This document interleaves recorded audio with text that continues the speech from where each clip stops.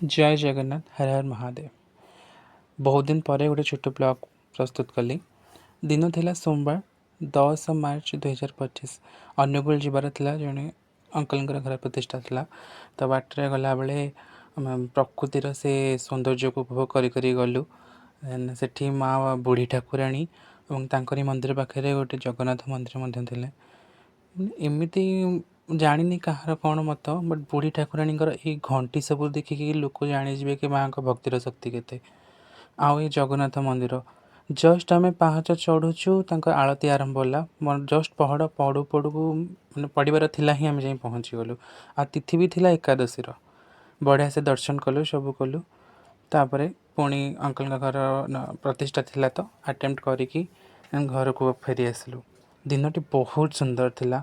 सेठिकार मंदिर से सौंदर्य प्राकृतिक सौंदर्य पहाड़ पर्वत बहुत ही भल थिला। आ माँ साक्षात दर्शन एमती लगुला जमी माँ डाकुंट आसे